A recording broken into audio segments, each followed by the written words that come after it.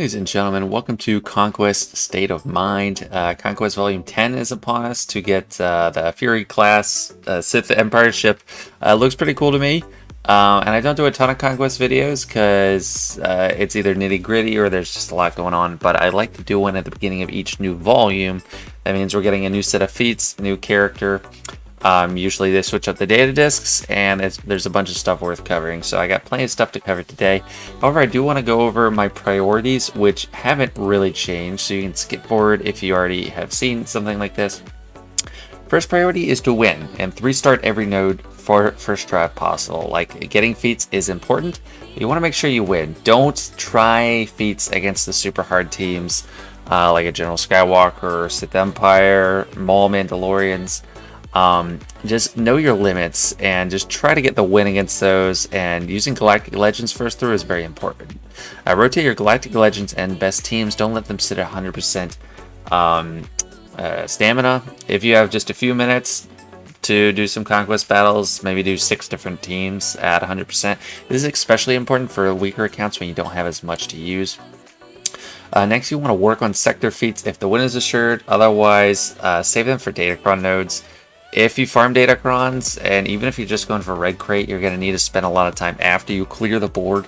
You have plenty of time to work on sector feats there. Same with global feats. I'd probably prioritize sector feats first in your walkthrough or your playthrough, because especially in Sector 2, where I think the Datacron node is bad, try to get them as soon as you can while you're still winning. But still make sure the win is assured. And for like the 40 kill feats that take longer, start on them earlier. Just do probably 3 or 4 a day and you'll be good. Next, don't replay nodes you have cleared, except bonus nodes. I mean, if you're winning every time 3-star, you don't have to go back and do that, but it might be tempting to try to hit a 1-star node, but just keep going till the end. You might not even need it. You might get enough feats. And ignore the southern bottom challenge path. There's challenge paths throughout, and if there's one going up on the top, it's leading to extra data discs choices. If it's on the bottom, it's leading to consumables, which cost extra resources, and I don't know, they're not as necessary. So just prioritize going on the top, but don't worry about the bottom challenge path. Number 7, avoid data disk swaps when possible. I'm not going to say never do it. It definitely needs to be done. But just try to get ones that you only want to equip for the long run. So those were the priorities for your first run through of the board. And you're generally trying to get that done as soon as you can. And farm Datacron nodes once you can. You want to identify early on which feats you want to skip and don't waste any time on them. Focus on other feats or just winning. For me, I'm probably going to skip Tuskens. I am farming the new ones. I do have 2 at Relics, 2 of the older ones at Relics from Galactic Legend requirements or something. But they might actually work at low gear if you have the Zeta on the lead. I think they probably will on the Tusken Chieftain lead. But anyway, just identify which ones you want to skip early so you know how to plan around it. Have in mind a variety of data discs you want. You might not get your favorites every time. I'm going to go over my picks for data discs and my layouts in a second. But you can get screwed over with data discs, so just have a couple alternatives in mind. I already kind of talked about this. Farm your sector and global feats on bonus nodes primarily, and then work on the 40 battle feats earlier. Talked about that. I would recommend buying the 50 crystal refreshes and not 100 unless you want to be really competitive for the Datacrons. I do that in the first round of a conquest for a Datacron set, and then the second one I don't do the hundreds. But if you're doing the 50 crystal refreshes, you should be able to get through easily and get a lot of Datacron mats anyway. And don't buy the Conquest Plus Pass. I just don't think that's good value. The Conquest Normal Pass is a pretty good value because you don't have to spend your Conquest currency on the new character shards, which are a high premium. You can use it on signal data and other stuff. So it actually is pretty good. Now it's time to talk about data discs. There's a couple notable changes since last Conquest, which completely revamps the entire approach to Conquest this volume. One, they got rid of Zealous Ambition. We know that because they provided a full list of data discs. And also they got rid of Entrenched. Those are 2 of the best data discs. that we're using last time. But we still have other foundational ones like Ruthless Swiftness, and Blindside is still there, which is good. But what they brought back, so they took something away and gave us something back. They brought back Amplify Agony. And I think this is actually better than Zealous Ambition because it's more flexible. You're not limited to just support characters. If you're dealing damage or inflicting a debuff, inflict max health damage. And if you get a few of these, this stacks crazy. It's a 2-dot data disc, so you want to get probably at least 2 of these. And the way I have it arranged is damage, data discs, initiative, which is like speed, and then durability. There's not many initiative or durability. You really want to focus on damage here with this one. But if you have Volatile Accelerator combined with it, you don't even need a debuff inflicting character. It's kind of blurry, but if you're dealing damage, you give them some turn meter, which isn't great, but you inflict damage over time. So if you get the blue, it's 3. If you get the green one, it's 2, I believe. But it's just doing tons of damage. You're going to melt teams. That's going to be super fast, and it changes up how we want to structure our teams for feats.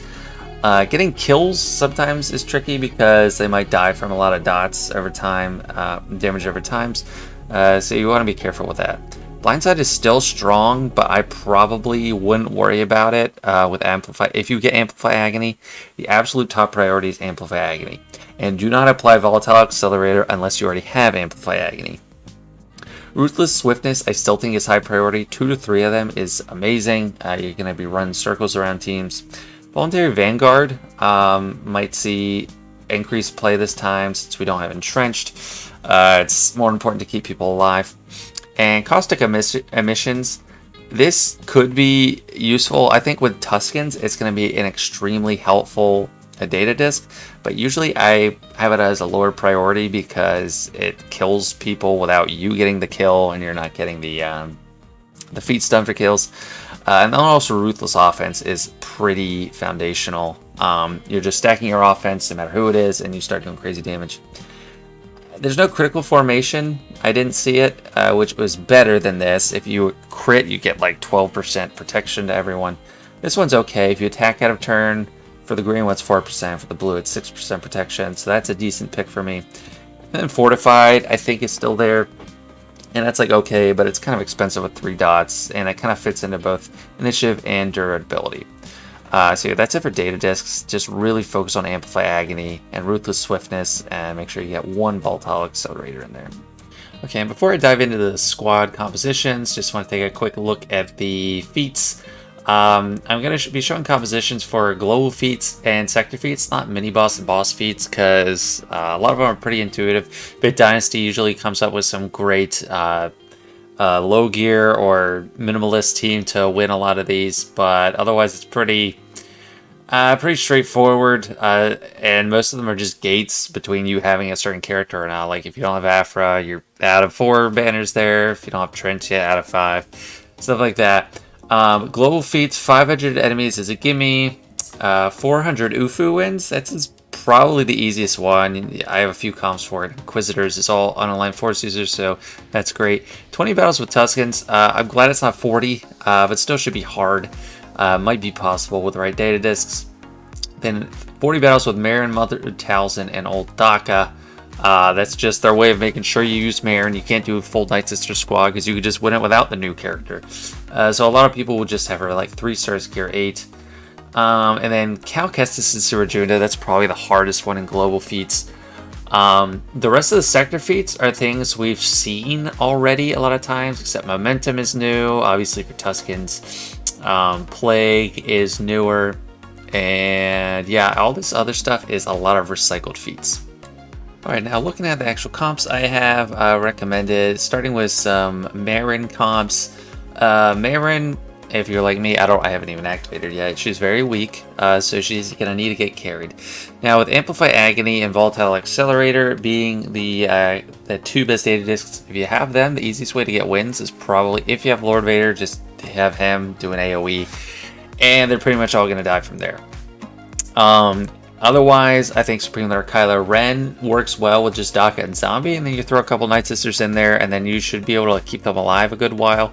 If you have Ruthless Swiftness equipped, probably don't attempt this on normal node through your playthroughs because it's likely not a 3-star. You're going to have some people die and lose a lot of max health and protection from Terminator game. But otherwise, you can get some wins. And I've indicated whether it's global for a composition is for a global feat or sector feat. Just here real quick, I can't fit too much in these titles. So the globals for the Marin and Talzin Daka win. Sector 2 is for the Plague. You need to inflict Plague 20 times, so that's a good way to do that. Otherwise, it's easy to just do it with full Night Sisters. Same thing with there.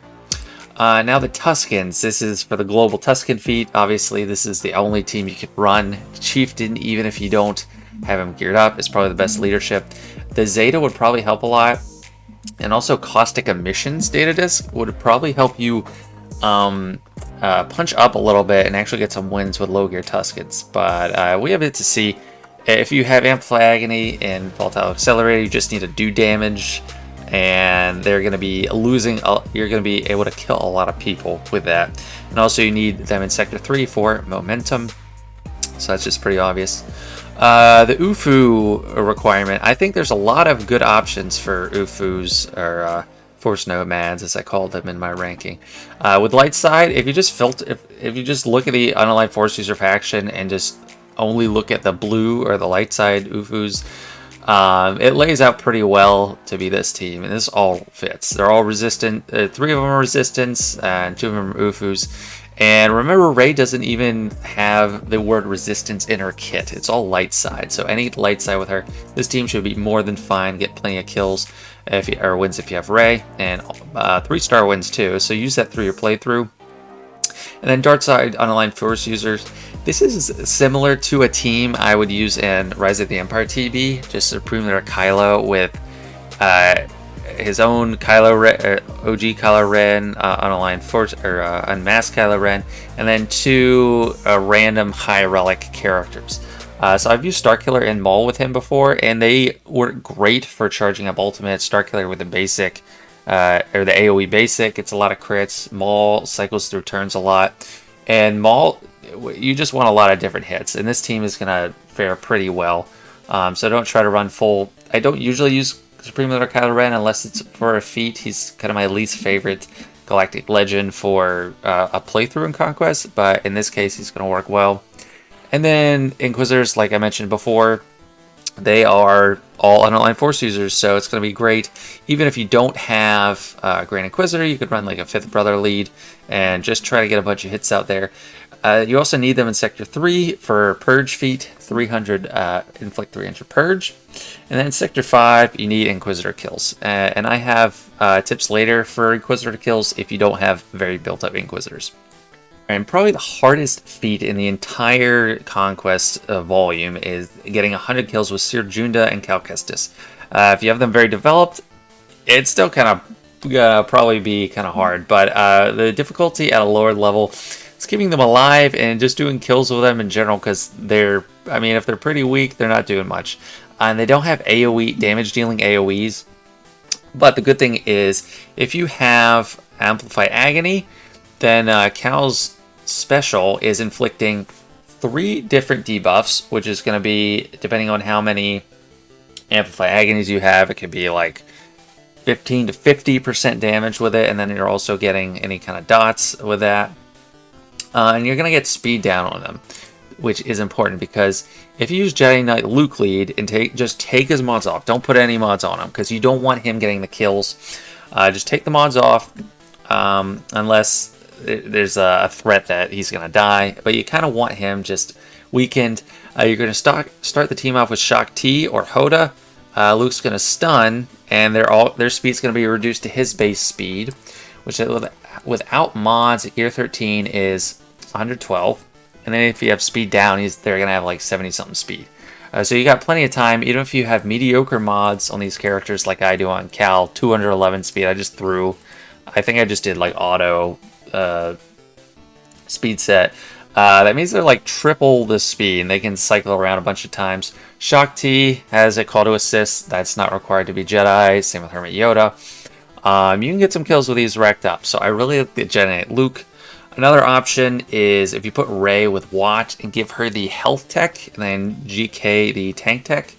Maybe even if you have Voluntary Vanguard in there. Ray can just do Lifeblood forever to actually keep them alive, and then maybe you can whittle them down and hopefully get some kills. Although I don't like this one as much because it's harder to control the kills. With Luke, you're reducing their speed, going to make it way easier to make sure they don't take turns and die from the dots. But with Ray, I don't know how it's going to work. Right now, it's all just Brainchild. Moving on to another global feat, the Droid Buddies is what I'm calling them with BT1 and 000. It's going to be easy for me. I have Aphra, so it's going to be really smooth. But another option is they're going to work great with Amplify Agony, especially BT1. So if you run them under a Sortie team, or even under a General Grievous team, maybe, you could probably make it work. But with Sortie's going to get a bunch of hits out. It's going to do a ton of damage with that. Everyone's getting turn meter boosted from BB-8. Good chance you knock out a team right here with this, even if you don't have super high gear, just decent speed. And then alternatively, if you have Lord Vader, that's probably the easiest. He can probably wipe out a whole team with one AoE based on Amplify Agony and Volatile Accelerator. Alternatively, you could have Rey. So the Lord Vader, this obviously is not going to be the same team because Rey and Lord Vader can't go on a team. If you use them with Lord Vader, probably add like Royal Guard or other tanks to keep these guys alive. If you run with Rey, obviously they're not going to survive. They're not going to be kept alive because they're not light side. But just put Dash Rendar or another person that does a lot of damage on AoE. Dash was great with Zealous Ambition because he's support, but now he's going to be great because his AoE does damage 3 times and also does a bunch of debuffs. So he's still going to do massive damage with that. So that's the Droid Buddies options. And also for Sector 1 and Sector 3, this is going to help for Secret Intel. Alternatively, you could use just a JTR team, standard team, but I like Sortie if you have her. And then in Sector 3, you just need droid kills. So a few uses to this team. It's a decent team. This, as you can see, is S1, S2, S3, S4. Ton of different feats you can take with this team. There's no attackers, so that's a Sector 2 feat, so that's very smooth. Sector 1 is probably going to be your best bet because you need to inflict evasion down, and Ben does evasion down on his basic, one of the only characters to have it. So you just spam attacks with him.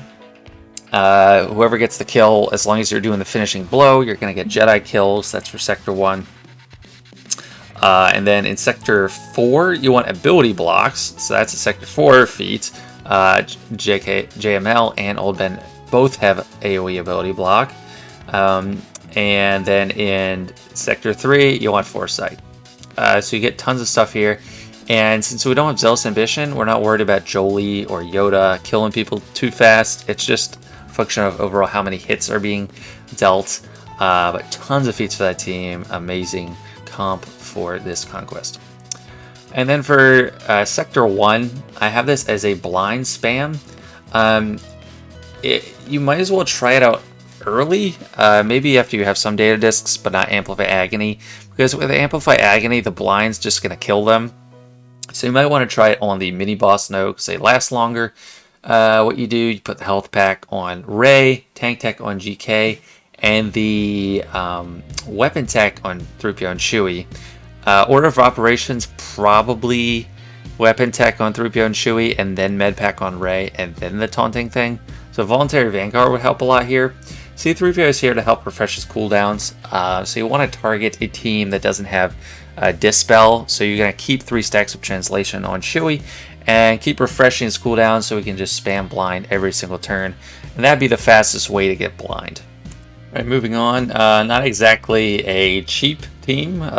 If you're early game or just over 4 million, maybe you don't have all these characters like this, especially not Commander Tano.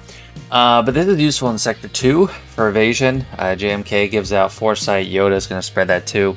It's useful in Sector 3 for Foresight. Again, very overlapped. And then Sector 5 for Armor Shred. You only need to do Armor Shred 20 times. It's definitely recommended. If you already have the... So I'd put Barris and GMY here for the defense up feat. That is worth 15, so it's good to do. And I wouldn't recommend doing the, like...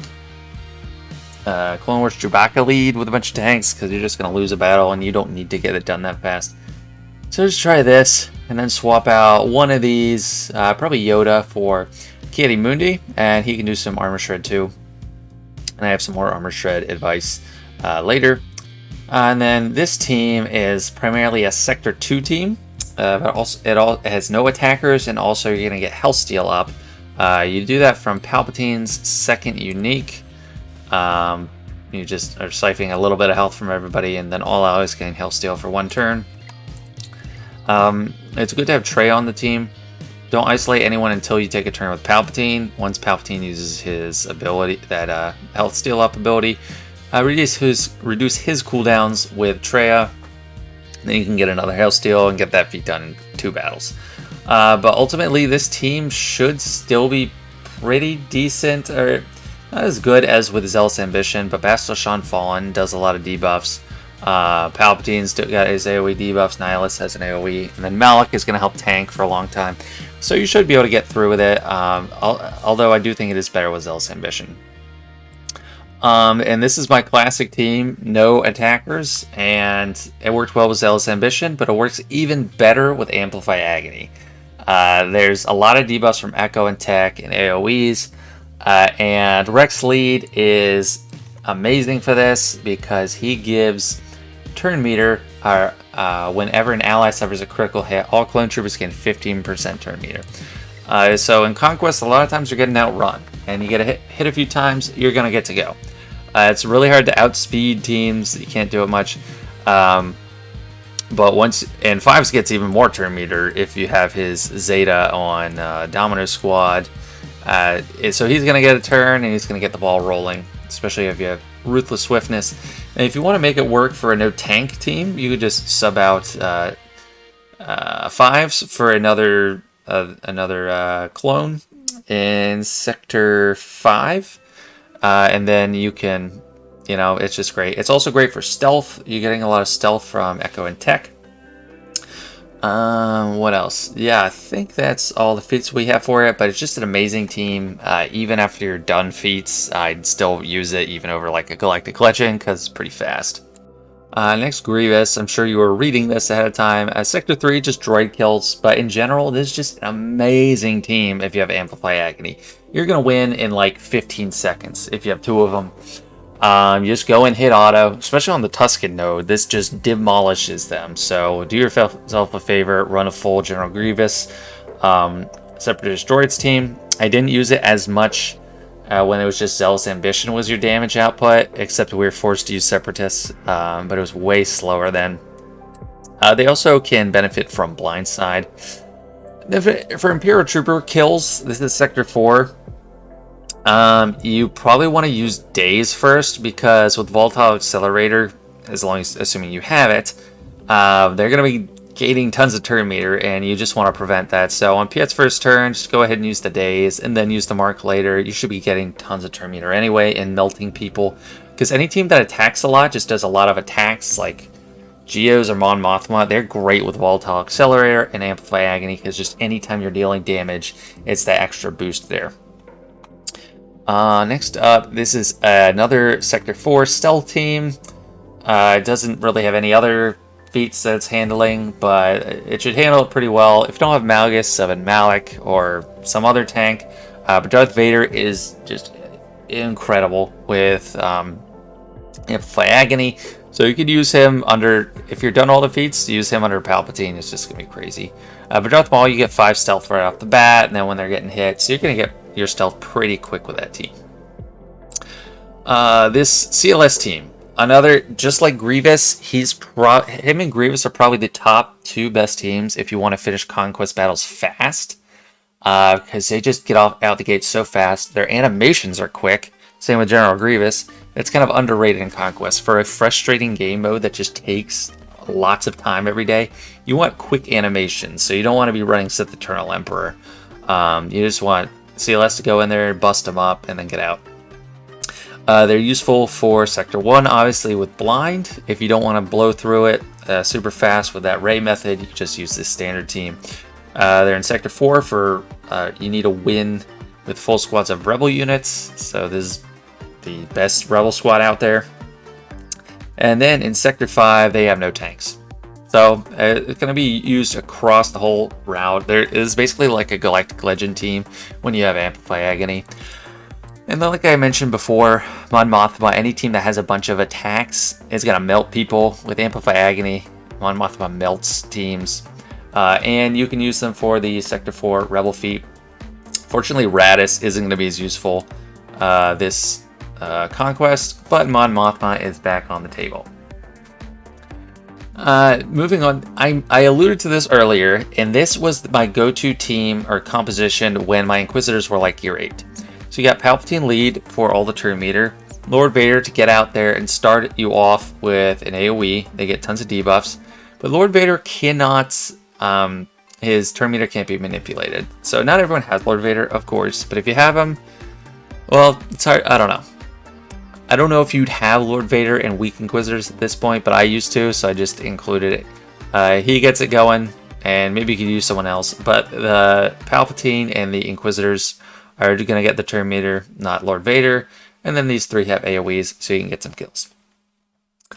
So that is Sector 5 for Inquisitor kills. Also Sector 5 with Armor Shred, you can use Bosk and Fennec, because Fennec does 2 Armor Shreds on her special if you have the contract, but just in general, if you have the Amplify Agony Volatile Accelerator, which is the name of the game this Conquest, Bosk lead is amazing. They Caustic Emissions too. Caustic Emissions is a great one. If you have just one, they're going to be recovering health protection constantly, very hard to kill.